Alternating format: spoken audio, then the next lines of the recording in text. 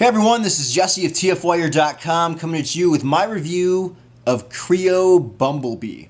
Now, I was in my local Meijer store last night. I walked by the toy section and I saw a number of these things sitting out on the shelf. So I went over to look at them, and for less than $10 I figured I had to pick it up and review it here. So the price tag is actually right here on the edge. I paid $7.99 for it. There were about, I would say, 20 of these on the shelf. In addition to Bumblebee, they also had the truck Megatron, which was $29.99. If you look here on the bottom of the box, they show some additional figure sets. There's Optimus Prime here, as well as a Mirage. On the Megatron packaging, they showed a different Optimus Prime. I don't know much about the Kre-O sets. I haven't been following all that news. But the image of the Optimus Prime they showed on the Megatron box included a trailer.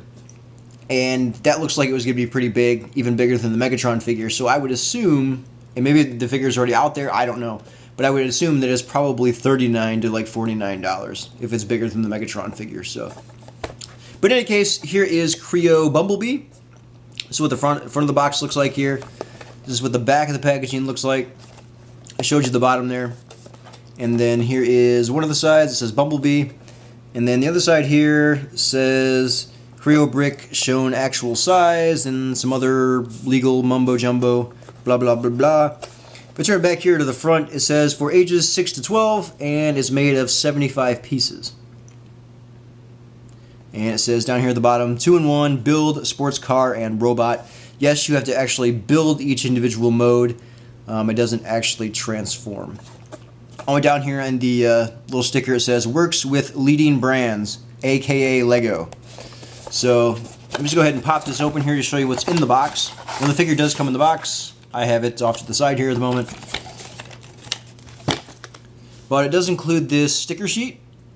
And for whatever reason, there's 2 additional black stickers here. I didn't see where in the instructions to use those, so they're still on the sticker sheet. And then it includes the instruction booklet here.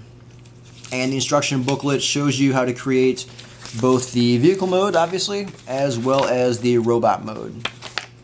So let me go ahead and set this aside and bring the figure over here. So here we have Bumblebee in vehicle mode. As you can see, it rolls pretty nicely. I am on a carpeted surface here. If you're wondering why I'm doing it here on the floor, it's because my tripod broke and I haven't purchased another one yet. So we're going to have to settle with the floor for the moment.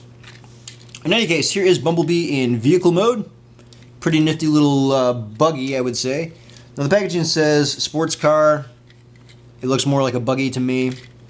It's definitely not a Volkswagen, and it's definitely not a Camaro. It looks a little bit more like Classics Bumblebee in that sense, but it's a little bit smaller than that, I would say. Definitely looks like a little buggy to me. In any case, the color scheme here is your typical Bumblebee yellow/gold. Got some black stripes up here on the hood. Continue back here on the rear spoiler. Got the Autobot symbol right here on the top. This here, along with the stripes here, are stickers that you have to apply. Turn around here to the rear. License plate says Bumblebee. We've got the taillights here. Now, the instructions didn't show to put these plastic pieces, these little round plastic pieces here. I put them on there. They sort of look like reverse lights now. The only reason I put them on there was so that I didn't lose them, because they are really tiny. I don't know why the instructions don't say to put them on there. It doesn't hurt anything, so I just threw them on there.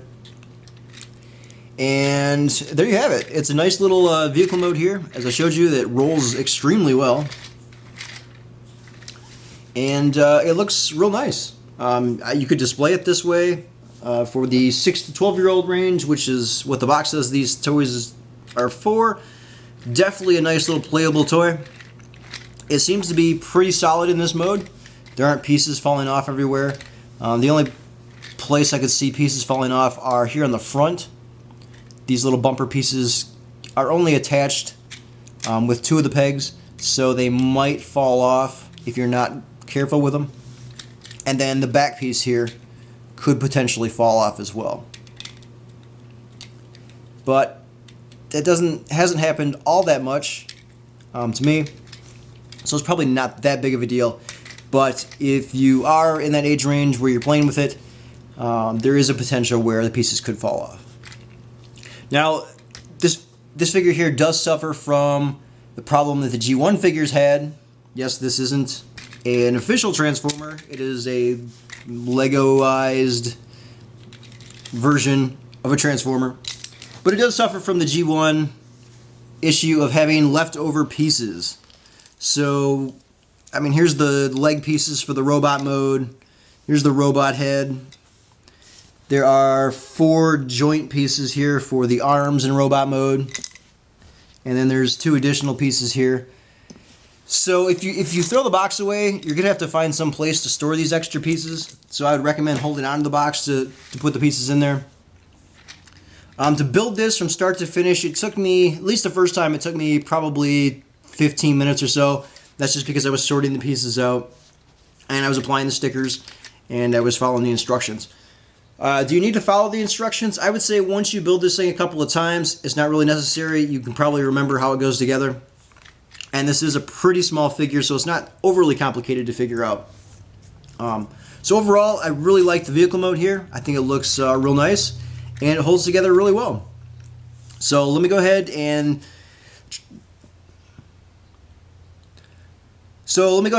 turn this thing into robot mode, and I will be right back. And after about another 10 minutes or so, and following 31 steps in the instructions, Bumblebee has now been transformed from a sports car mode into robot mode. What I love about the looks of the robot mode is it looks like you could actually transform the car and get this mode. The way that it's designed, that's just the look that it has, and I think it looks extremely, extremely good. Very happy with the robot mode. Even more so than the car mode. The color scheme here is carried over from the robot mode. It's your typical Bumblebee color scheme. Your yellow gold and your black.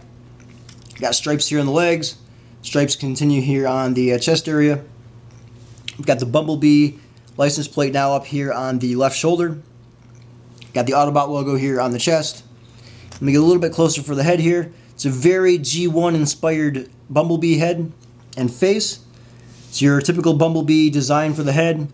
You have a silver face there and blue eyes. Looks very G1-esque in that sense. Articulation is actually pretty good here for a blocky Lego type toy.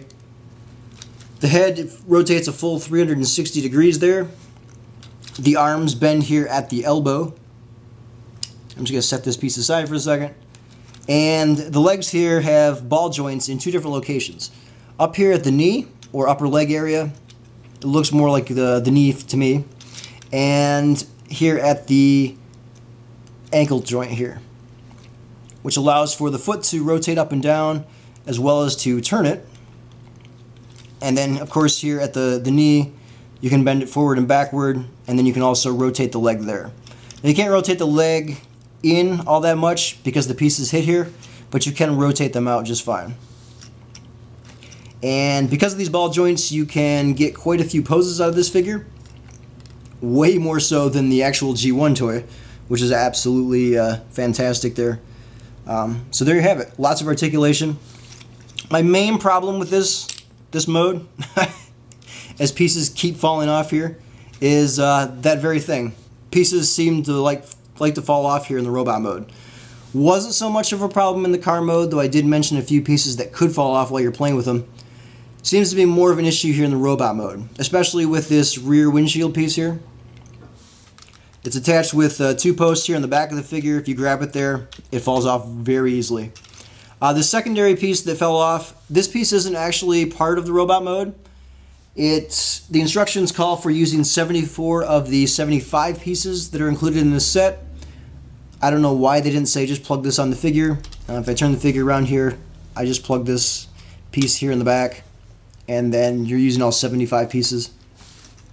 But then you do have the issue that just happened to me, where pieces could fall off. Like this is only attached with 2 posts as well, fell off.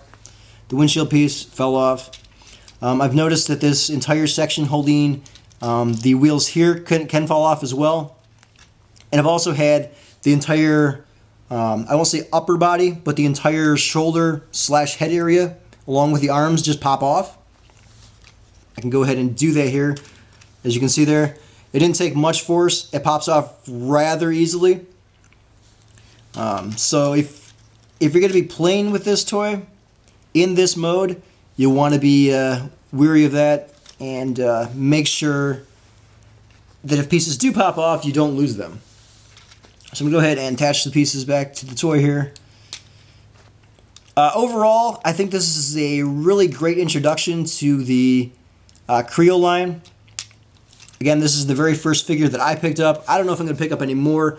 That Optimus Prime figure with the trailer looks really, really nice. Maybe I'll pick that up depending on the price. But if you're wondering whether you should purchase the Kre-O figures or not, I would definitely recommend picking up Bumblebee, trying it out, and go from there. Because I think this is a great introductory figure. It's got both a great alt mode as well as robot mode. And it looks great in both modes. I prefer the robot mode over the car mode. But again, you do have the issue where the pieces pop off. But overall, I would say definitely pick it up. Again, I paid $7.99 for this. I picked it up at Meijer. I don't know what the price is at other stores, but I would assume that it's pretty comparable to what Meijer had it priced at. So I would say pick it up if you can find it and go from there. All right, so till next time, this is Jesse signing off. I'm not your enemy. I'm not your enemy.